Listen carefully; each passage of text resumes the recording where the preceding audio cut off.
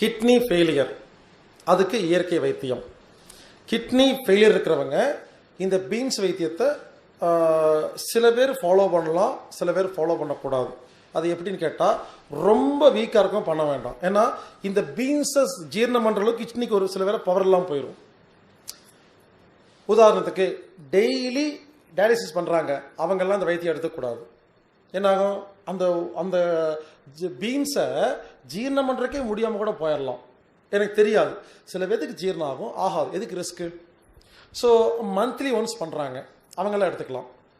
ஒரு weekly once பண்ணுறாங்க, அவங்க டெய்லி பண்ணுறவங்க, ஒரு நாள் விட்டு பண்ணுறவங்களாம் வேண்டாம். ஏன்னா ரொம்ப வீக்காக இருக்குன்னு அர்த்தம். இல்லை டயாலிசிஸே பண்ணல, மாத்திரை மட்டும் தான் சாப்பிட்றீங்க, எடுத்துக்கலாம். அடுத்தது கிட்னி ஃபெயிலியருக்கு சில வைத்தியம் சொல்கிறேன். முதல்ல கிட்னி ஃபெயிலியர் ஏன் வருதுன்னு சொல்கிறேன், அதுக்கப்புறம் வைத்தியம் பார்க்கலாங்க. இங்கே பாருங்கள், கிட்னி ஃபெயிலியர் ஒருக்கு வருதுன்னாவே முக்கியமான காரணம் நடு மனதில், சப்கான்சியஸ் மைண்டில் பயம் இருந்தால் மட்டும்தான் கிட்னி ஃபெயிலியரே ஆகுங்க. அவ்வளோதாங்க. தைரியமான யாருக்கும் உலகத்தில் கிட்னி ஃபெயிலியர் ஆனதே கிடையாது. தைரியம்தான் மருந்து, பயம்தான் வியாதி கிட்னிக்கு. அப்போ என்ன பண்ணணும்? விபாசனா போய் பயத்தையெல்லாம் அழிச்சிட்டு வரணும். ரங்க ராட்டின ரகசியம் ஃபாலோ பண்ணி இந்த பயத்தை தைரியமாக மாற்றணும். அப்போ தான் சரியாக போகும். இது ஃபஸ்ட்டு, புரிஞ்சுங்களா? இதுதான் மெயின்.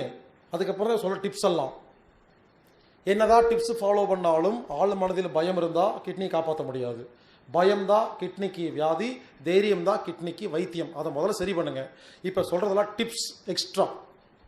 உள்ளங்காலில் இங்கே பாருங்க, உள்ளங்காலில்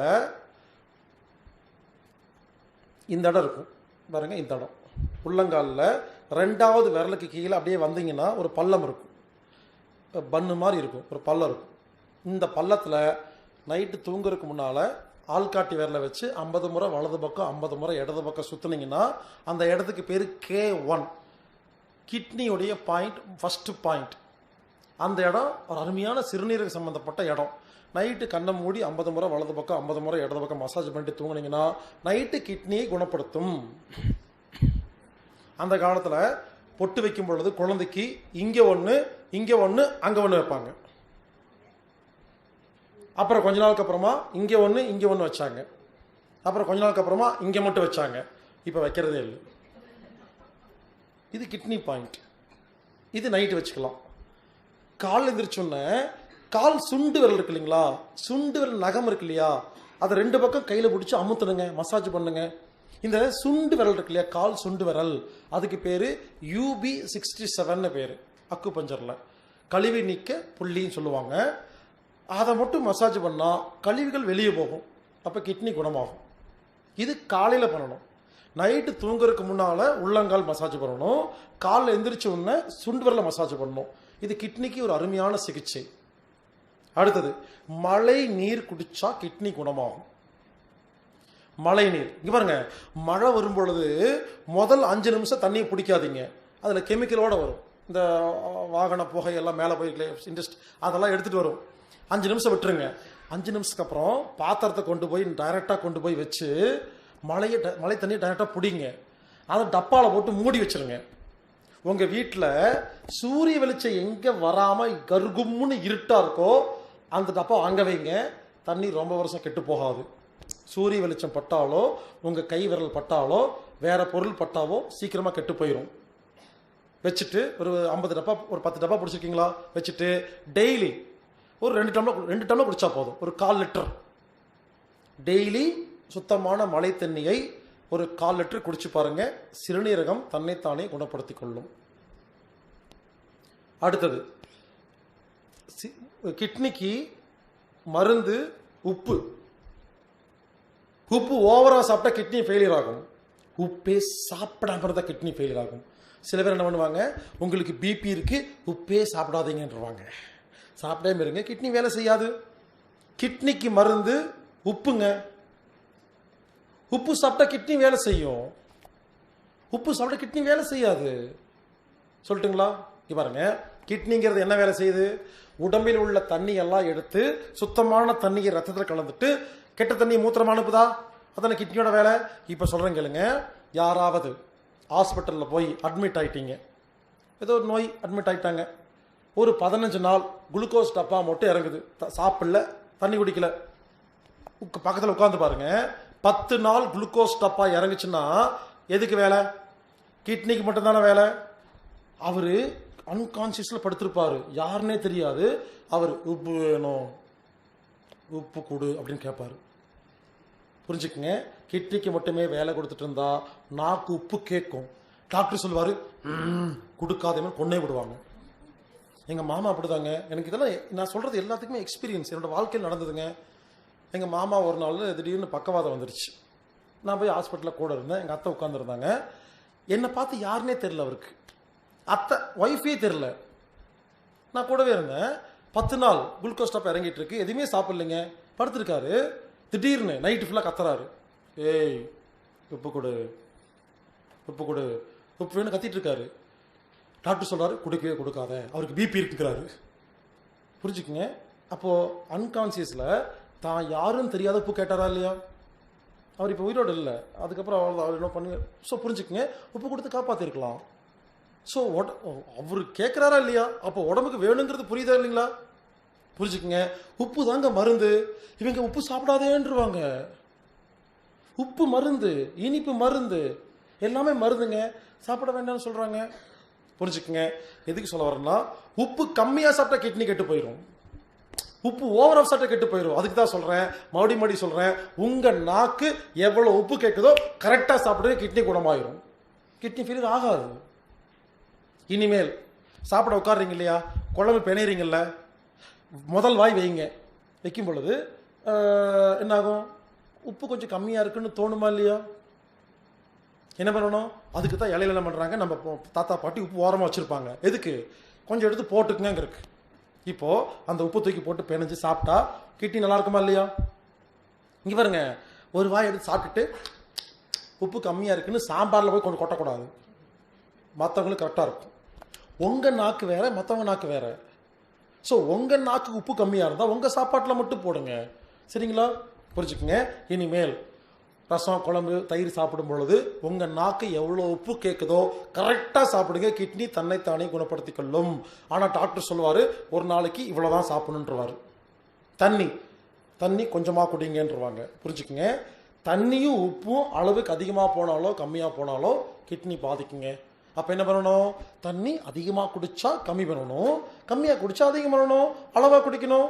தண்ணி அளவா குடிச்சு உப்பு அளவா சாப்பிட்டு தைரியத்தோட இருந்து உள்ளங்கால நைட்டு மசாஜ் பண்ணி காலையில சுண்டு விரல மசாஜ் பண்ணி டெய்லி 1 டம்ளர் மழை தண்ணி குடிச்சிட்டு இருந்தோம்னா கிட்னி தன்னைத்தானே குணப்படுத்திக்க போகுது.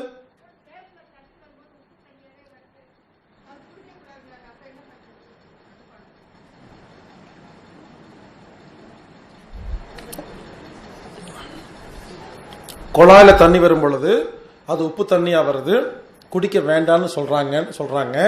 நான் மறுபடியும் சொல்றேன், இதுக்கு ஏற்கனவே பதில் சொல்லிட்டேன். எந்த தண்ணியா இருந்தாலும் மனிதன் குடிக்கும் தண்ணியாக மாற்றுவதற்கு ஒரே ஐடியா தான், மண்பானை தேத்தான் கொட்டை. அது என்ன பண்ணும்? மனிதனுக்கு தேவையில்லாத கெமிக்கல் கீழே கொண்டு போயிடும். நமக்கு தெரியாது, அதுக்கு தெரியும், அது கீழே கொண்டு போயிடும். சிம்பிள். நம்ம ஏன் ரொம்ப யோசிக்கணும்? எந்த தண்ணியா இருந்தாலும் மண்பானையில ஊற்றி தேத்தாங்கொட்டையை உரசி அப்புறம் குடிங்க. அது ஆரோக்கியமான தண்ணியா மாறும்.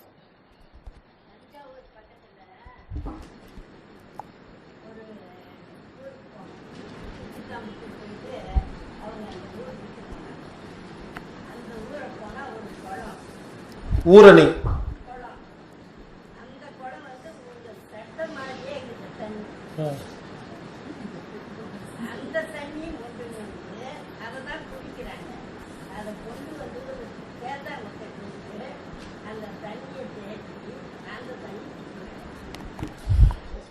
இங்கே பாருங்க, காரைக்குடி, தேவகோட்டை இந்த மாதிரி ஊருக்கெல்லாம் போய் பாருங்க, செட்டிநாடு அந்த ஏரியா பக்கம்லாம் இது எல்லாத்துக்கும் நல்லாவே தெரியும். இந்த பக்கம்லாம் தெரியாது. இதில் எஜுகேட்டட் ஃபேமிலி இருக்கிறது.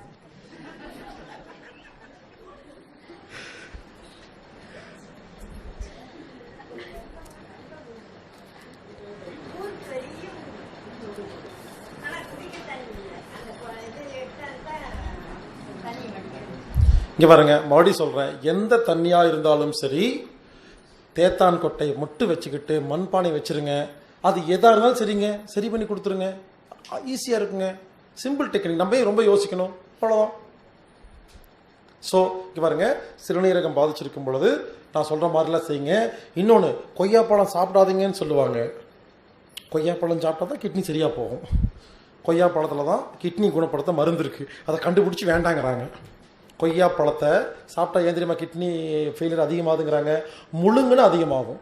கொய்யா பழத்தை நல்லா மென்று அந்த கொட்டை இருக்கு இல்லையா, விதை, அதை நல்லா கூழ் மாதிரி சாப்பிடுங்க. கிட்னி ஃபெயிலியர் குணமாயிருங்க. ரொம்ப சிம்பிளாக புரிஞ்சுக்குங்க. உங்களுக்கு ஒரு நோய் வந்தால் டாக்டர்கிட்ட போங்க. அவங்க எதெல்லாம் வேண்டான்னு சொல்கிறாங்களோ அதெல்லாம் செய்யுங்க, சரியாக போயிடும். இவங்க என்ன பண்ணுறாங்க, பிளான் பண்ணி பண்ணுறாங்க. நான் சொல்கிற மாதிரி செய்யுங்க, ஒரு ஆச்சரியமாக இருக்கும். இங்கே பாருங்க, நான் சொல்கிற மாதிரி செய்யுங்க, ஆச்சரியமாக இருக்கும். இன்டர்நெட்டில் போங்க, கூகுளில் போங்க, ஒரு வியாதியை பற்றி படிங்க. சரிங்களா?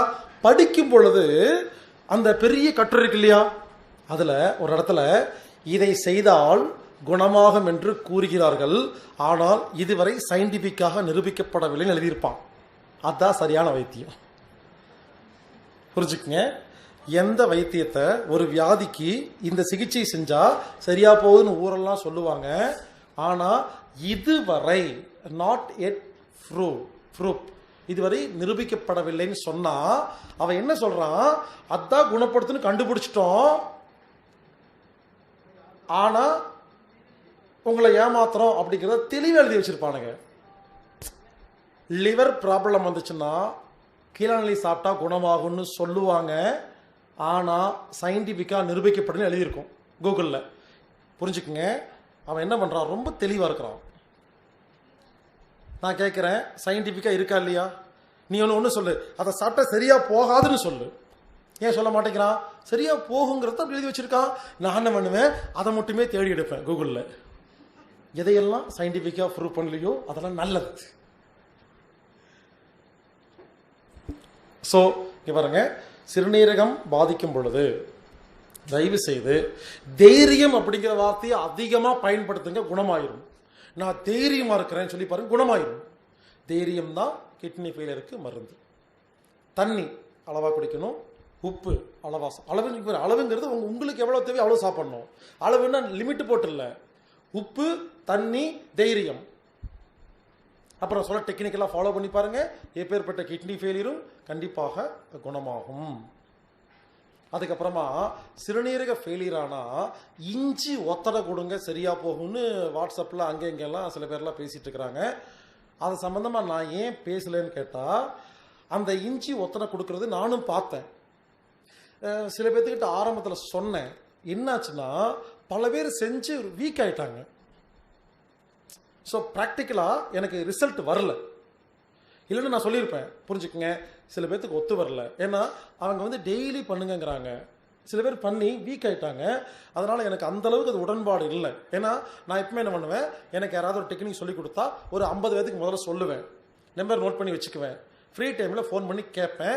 50 பேத்தில் ஒரு 30 பேத்துக்கு மேலே ஓகே சொன்னால் தான் மக்களுக்கு சொல்லுவேன். அந்த இஞ்சி ஒத்தனை வைத்தியத்தை நான் கொடுக்கும் பொழுது, மற்றவங்க சொல்லும் பொழுது பல பேர் அதை சரியாக எனக்கு ரிசல்ட் கொடுக்கல. நல்லா இல்லை, இன்னும் சரியாக போகலன்னு சொன்னனால அது கொஞ்சம் யோசிச்சு பண்ணுங்க. அப்படி ஒரு வேலை இஞ்சி ஒத்தனை பண்ணுறதா இருந்தால் வீக்லி ஒன்ஸ், மந்த்லி ஒன்ஸ் பண்ணிக்கங்க. டெய்லி எல்லாம் பண்ண வேண்டாம். எனக்கு நம்ம அந்தளவுக்கு அது எஃபெக்டாக இருக்குன்னு தெரியல. இவ்வளோதாங்க. இந்த விஷயங்களை நாம் செய்யும் பொழுது நமக்கு சிறுநீரகம் பிரச்சனை இருந்துச்சுன்னா அதெல்லாம் சால்வ் ஆகுது.